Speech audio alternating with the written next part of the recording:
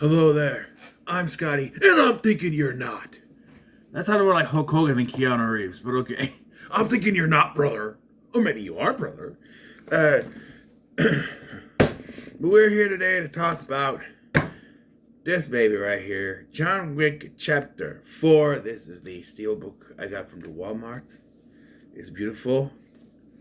It makes it even so much more. I know they probably restocked it since, but that it was the last one there when I went there to get it. So it makes it all more special to me that I actually accidentally ended up sleeping in bed with it. I didn't mean to.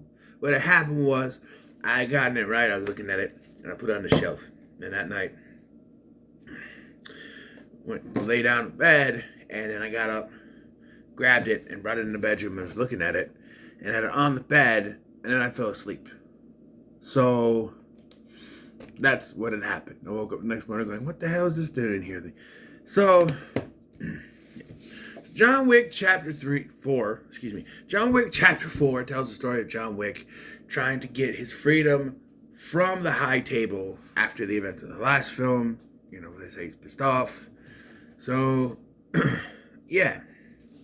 Now, the biggest fear I had going in, and honestly it's still the biggest issue after watching the film, is the runtime. It's nearly 3 hours. And sometimes you could say that a movie, like the runtime, can work for some of those movies. Like Avengers Endgame. That movie's just about 3 hours. And I think it works for, the content of that film. And I feel I've watched a few reviews now on this, and a lot of people are saying that the runtime didn't matter to them. That they didn't feel it. And I am just want to ask, how didn't you feel the runtime for this movie? I am watching this, and at one point I'm thinking, okay, we've got to be almost done. No, there's still an hour and a half left. Okay, that's fine. And there's a point where they're setting up this final showdown between John and the Marquise, right? Okay, they're setting up this duel. Okay, so I look at the runtime. An hour left. How is there an hour when we're setting up the finale now? How is there an hour left of this film when we're setting up the final showdown? And I think you might not like this, but it's because they decided to pad this movie with a bunch of action scenes. Now, I love action movies. You know that. Next to horror, they're my favorite. I love action movies. Die Hard and Fast and Furious and Lethal Weapon. Some of my favorite action films. Some people might say that Fast and Furious is an action movie. It's an action movie. Yeah, stuff like Point Break and Speed. Like, great action films, right? And I love action scenes. But the action scenes in this film, they feel excessive to me. They feel like, oh, we need to go bigger and better with this because there was some kind of flack. Was some flack for the last one. Where the action scenes were good in the last one, don't get me wrong. Some of the elements were a little weird, and John Wick felt, a little too invincible, I would say. But overall, I did like that one too. But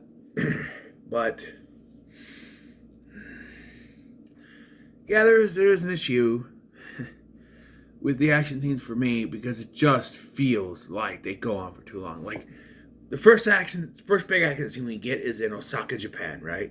And it goes on for 30 minutes of this fight, and I'm going, what? Are we going to end this? There's just constant fight. We set up characters here. We set up John Wick is here. We have Hiroyuki Sanada's character, and we have Kane, played by Donnie Yen. And they're all in this location because Donnie Yen, Kane, has been hired by the Marquise to take out John Wick to stop him. But he is hiding in Osaka at this point, aligned with Hiroyuki Sanada's character. And so, Kane shows up, the Marquise men show up, and this big fight scene happens, and it just goes on forever. It's not a bad fight scene by any stretch of the imagination. It is very well done, but it's too long. And I'm just sitting here going, okay, you could have ended this about 10 minutes ago. Why does this have to go on for a half hour of fight? It's too much. Like, there have been fight scenes in this franchise that go on shorter. Like the one with where he's going against Common, I think it is. That one goes on for a little while, but it works. This feels like they took that fight, because there is like glass fighting and stuff like in that one, and it just goes on and on and on.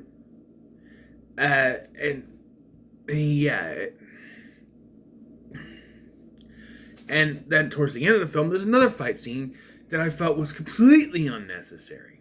All right, because it just this never gets addressed too, because they set up Clancy Brown's character as the Harbinger. He's one behind this ceremony, and they set up this whole thing where they're gonna meet at sunrise. They're gonna meet at this church, and they're gonna duel with pistols. And if you are late, then you will not. Then it canceled. You lose, and I think you die, or something like that. So they set that precedence. So the Marquis decides to issue a bounty, $40 million. First of all, to those to take out John Wick. So every single assassin in Paris is just going after him. And what bugs the shit out of me about this, one, this goes on for way too long. At one point, he gets up to almost to the top of these stairs. They say 222 steps, where he gets up to the top. And then the Marquis' right-hand man, was it Chimmy or something like that, kicks him. And he goes almost down every single flight of steps. First of all, the human leg does not have enough forward momentum to kick someone down all of those flights of stairs. We have to do this so that Kang can show up and they go and fight together. So we have more fight scenes, which, like I said, this is done very well. It's a very good fight scene. There's even stuff earlier before this when he's fighting the assassins where they're fighting between cars and everything. It's very well done. It's just too long. It's just that when you really think about why it's there, though, that's when it bogs it down. It's just there to extend the runtime of the film. We got an almost 3-hour film, and we're extending it with these extended fight scenes. You're sitting there going, wow, these are great fight scenes, but in the back of your head, you have to think, but they're so long because we have to pad out the runtime. And if he had fought his way to the stairs and then just went up the stairs, that could have been fine. And you shorten the stuff. You could have had this movie at 2 hours of a runtime, and I think it would be fine. But then, here's my issue with this, right? At one point, we cut to the top by the church, and you see Clancy Brown. He goes, I don't think Mr. Wick is going to will be joining us. But then they hear the gunshots. And I'm like, if he says that he took too long,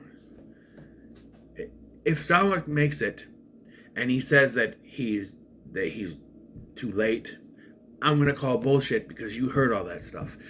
Also, why doesn't the Marquis get disqualified from this? Like, there's being late or not making it, but there's forcing someone to be late. And that's what he did. I did like the side characters in this flick, though. I thought it was... We'll talk about the ending. Don't worry about it. We'll get to it. I'm mixed on the ending. I'm very mixed on the ending. There's some good things, some bad things, but there was him going, yeah! What? The side characters in this. You have Bill Skarsgård as the Marquis.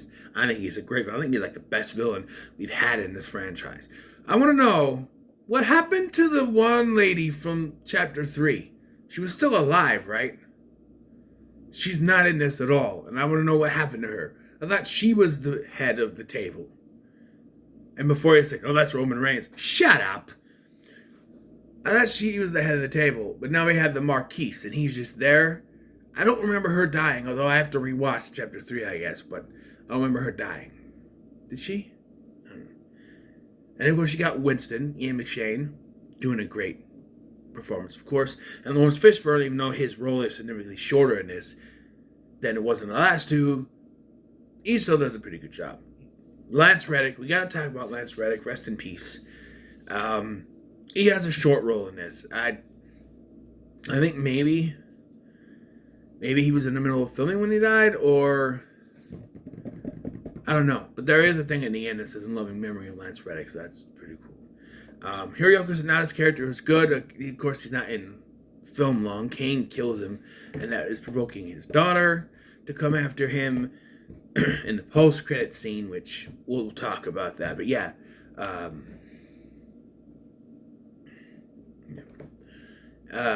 and we start off. Okay, the cinematography in this is it's beautiful. There's the movie starts with this scene in the desert, the sun coming up, and there's three people on horses. It's John Wick on a fucking horse chasing some assassins, also on horseback, and he kills them. And then he goes up to this guy who's part of the high table, and he kills him, and that kicks off this whole thing. And the shot looks, and there are shots. Like I said, there's fight scenes where at one point they're fighting in this house. Oh, another side character I forgot to mention was Mr. Nobody. No, it's not Kurt Russell. It's this guy who okay, I'm not gonna say anything about this guy's performance is good. I don't remember the guy's name. Actually, I should have took out the cards.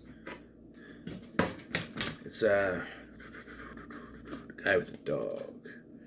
So, okay, so now I can tell you his art. Of course, this is John Wick. This is Donnie Yen as Kane, who is blind. And I don't understand why he's blind. And then he gets wrangled into being in the showdown at the end, the duel. And I'm just like, how are you going to have a duel with a blind guy? And it's one of those times where he's blind, but he's very capable. So why is the character blind? It doesn't make any sense to me. This is the Marquise, Bill Skarsgård. And you have the Harbinger, played by Clancy Brown. I can't believe I didn't realize that was Clancy Brown. This is Hiroyuki Sanada's character. I don't remember his name, and that is his daughter in the movie. And then you have Mr. Nobody. Right? Mr. Nobody. And then this guy in Berlin. That's where the fight scene, I think, is in Berlin. Where they fight, and then this house, and there's an overhead shot. And this guy, now I complained about this when I saw the trailer. That's Scott Adkins. You have one of the best action fighters, out there, and you put him in a fat suit. But, to his credit, he's still able to kick some ass in that fat suit. So, that's Lance Reddick, of course. There's Sharon, and then there is Winston, and then the Bowery King, and her, who I don't know what she does. She's there to help John Wick get initiated into something so that he can challenge to a duel. I don't remember exactly what that was supposed to be, but And I do like what they do with Mr. Nobody, the tracker, whatever. He has a dog with him, and the dog, he was there like kill or attack. At one point he goes nuts, and he bites this dude in the nuts. It's great. I'm like ooh, yeah. He's a character that is kind of in the middle of things, much like Kane. Kane and John Wick, they're old friends, but Kane is doing this. I understand why Kane is doing this. His daughter is at stake. The Marquise is threatening his daughter, so he has to do this. And you have the tracker, who's a bounty hunter for all intents and purposes, and he's doing it for the money, but also he sees the moral ground, especially when John Wick saves his dog from being killed by the Marquise right-hand man. That's when it's like, well, okay, fuck this, I'm helping him. And yeah. And so that leads us to the showdown of the film.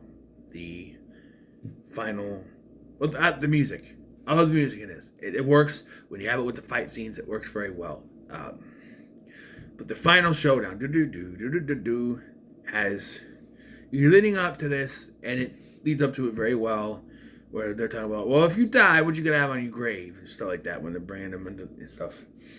And John Wick just says, loving husband. That's what I want on my grave when I die. Loving husband. And so I'm sitting going, no, he's not gonna die. Don't do it. Don't do it. Don't do it. So we get to this showdown, and I said, after this very long fight scene of fighting on these stairs. He finally gets up there just as the sun is rising. And they start with 30 paces away. That's my earbuds. Him and Kane, and they each fire a shot. Pistols, of course. Neither of them are dead, so go to 20 paces. They both shoot. Still neither of them are dead. Go to 10 paces. Final shot, right? Winston even says, just kill him. Because he's hesitating, because he doesn't want to kill him. But, go and shot. Right? But before Kane can finish John Wick off, because John Wick is down, Marquis decides, no, I want coup de grace. And he takes the final shot. Sorry, mate. Psoriasis. You know, or whatever you call it there. No, it's not psoriasis. What's it called? You get the itch. I get that there. Anyway,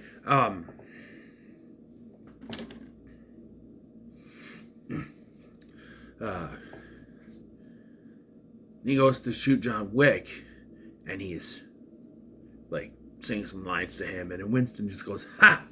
You cocky asshole!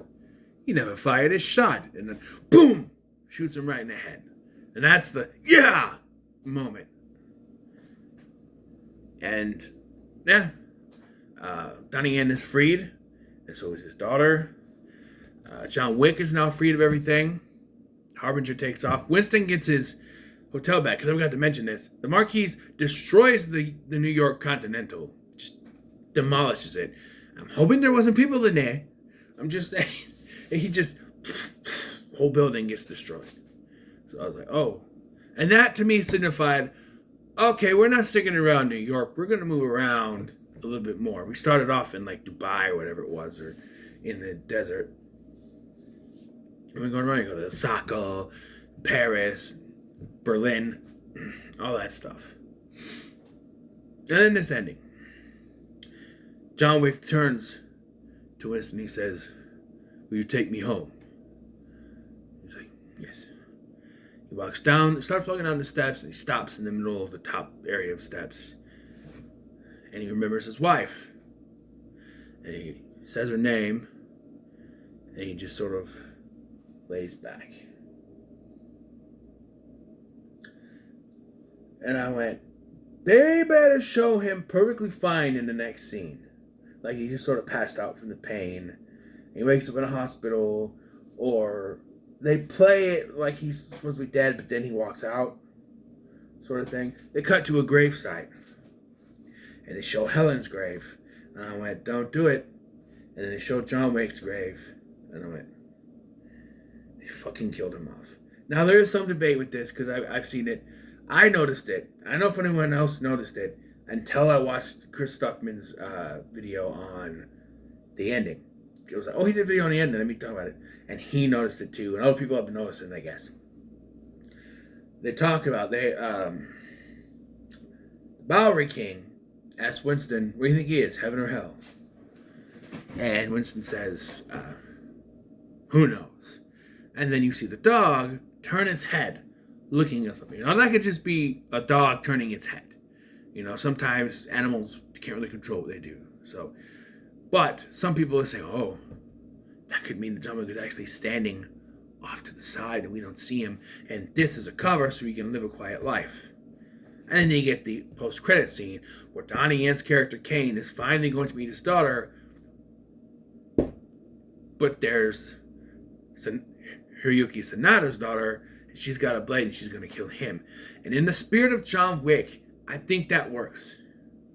Where no one in that life is ever truly happy. John Wick in the first film, he thought he was out. He thought he was having a happy life. His wife died, but he got a dog, and he had his car, and he was still, out. And then shit happened.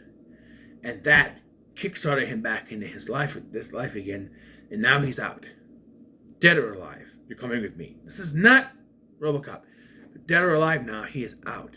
And maybe, just maybe, the only way he could make sure he was out is if the world thought he was dead. So, Could he be dead? Yes. Could he be alive? Yes. Given this movie's box office returns to Lionsgate, yes, he's still alive. In fact, they've already said that there's a chapter 5 coming. I don't know how they're going to do that. The only thing I can think of is that Winston and the Bowery King organized this so that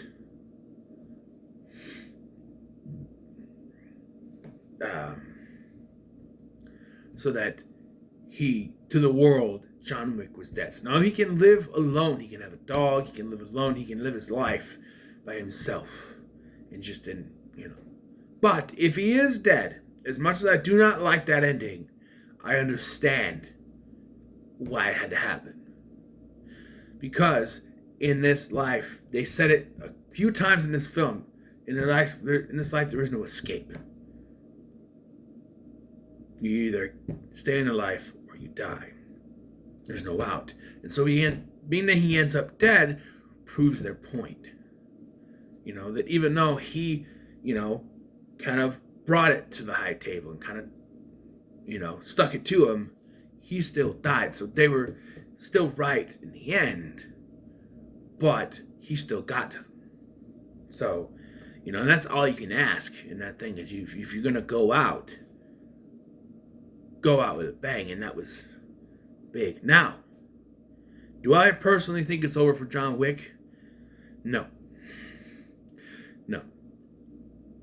Pretty much guarantee we're getting a 5th one. There's a spin-off with Ana de Armas, in which it's going to take place between chapters 3 and 4, because Winston and John are both going to be in that film, both the actors, and Lance Reddick, so that's going to be his last appearance. You have a spin-off series, called The Continental, which is a prequel spin-off with younger versions of characters we've seen before. I think there's a younger version of Winston in there. So, yeah. And I'm pretty sure that Donnie Yen said he wants to spin off with Kane.